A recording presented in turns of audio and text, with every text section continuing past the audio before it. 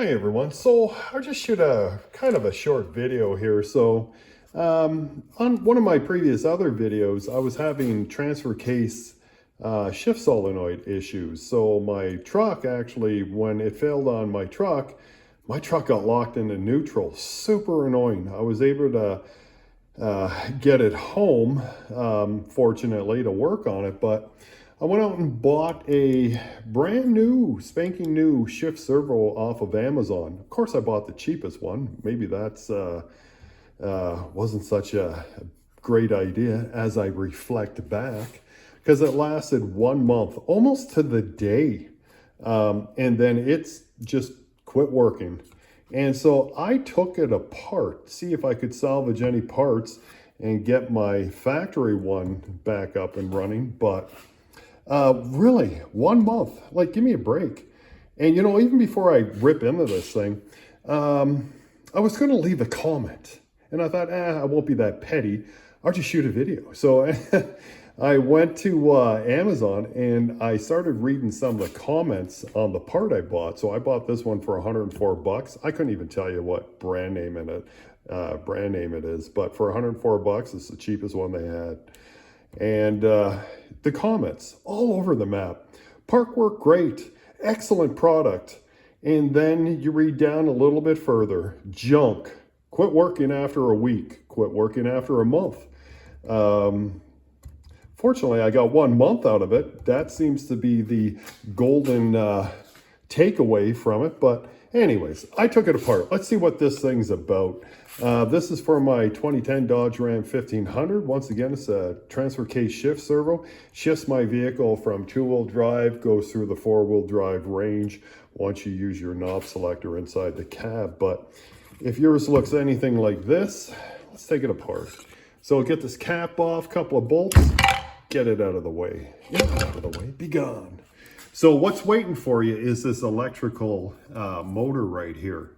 And that's what failed, because when I pulled the cap off, this thing got filled with water. I had to clean it up so it's not filled with water now, but it shorted out the engine, the little electrical motor here. So when I was testing it, did some experimentation because it was no good anyways. This thing requires power to the upper half and the lower half. The upper half seems to be a locking mechanism, so it won't allow any of the gears to turn inside the shift servo without power being applied. But once power is applied to the lower electrical motor part, that's when it gets activated and starts turning the gears, and then your transfer case will come out of two-wheel drive and start picking the four-wheel drive selectors. But let's take this piece off. Like I say, I got this thing pretty staged, so we should be able to just kind of pull this thing apart. So that's the upper part of the casing, not much going on here. But I know the seal's already falling out, but that wasn't the issue. It was leaking somewhere. It was either leaking up here at the cap. There's a seal up here. It wasn't sealing up there, or wasn't sealing on the main seal. But I found where the electrical connector actually got pressed into the casing here. It was so sloppy. And I think that's where the water came in, got moved around here, shorted out the motor, and I lost the motor after 1 month. So let's keep going here. So I already got these bolts out of here. What's waiting for you? A bunch of gears. So there's 3 gears in total on this one. One's on the electrical motor. This is the second one. Get it out of the way. And this is kind of like the main gear right here. And this is what's gonna pair up with your transfer case. And it's got a notch pattern in there, so it has to pair up very well. Hiding under here, my best guess, this is nothing more than a position sensor. So when this gear turns ever so slightly, it rotates the internals on this part. So the inner part right here actually rotates around a little bit. And then that's what will stop or start power to the electrical motor here. So this part was good on the Amazon one. That part failed. Now, I realized when I kept reading down in the Amazon comments, a lot of people were having issues with the gears breaking. These gears look pretty solid. There's nothing wrong with the gears. I did notice when I initially took the thing apart and seen puddles in there, puddles of water, there was really no grease on anything. It looks like it was assembled with literally the one little dab of grease, move on, screw it together, kick it out the door, and hopefully it doesn't come back. But I was able to fix the factory one on my truck because this is the part that went on my truck. So I pulled it off the Amazon one and plug and play.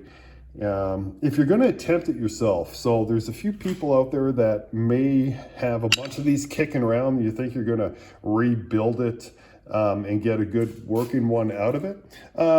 If you're semi-mechanically inclined, you know how to test an electrical motor just to see if it's shorted out or not, you pull it off. The only thing I will point out is everything has to line up very well or it's not going to work again. They got notches on everything.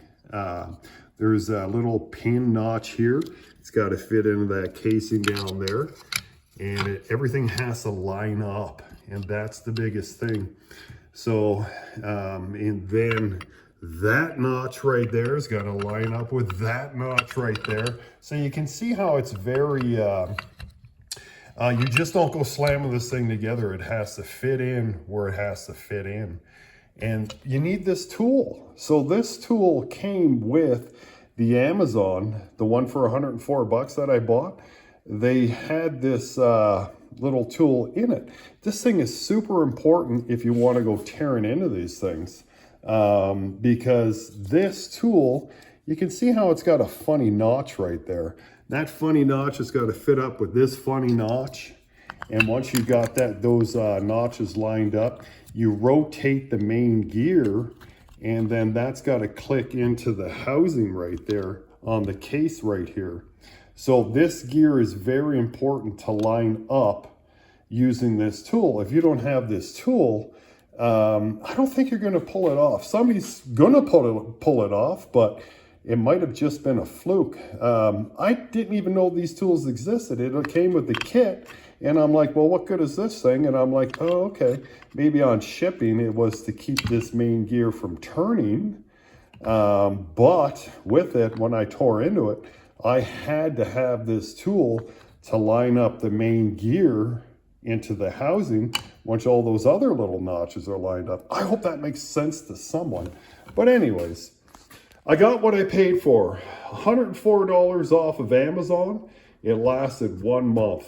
So I fall into the category on the comments where I'm nothing but a complaint artist. But I didn't even put any. I love Amazon. I think they got some high quality parts out there. But of course, I bought the cheapest one on the planet at 104 bucks, and it failed after 1 month. So anyways, just passing along. Truck's up and running again because I took the position sensor for this gear, which activates this motor, which links up into your knob control inside your dash. Truck's working fine again, but really, I didn't really want to go through all this hassle. And I think this one could have lasted if it didn't get filled with water. Anyways, have a good day.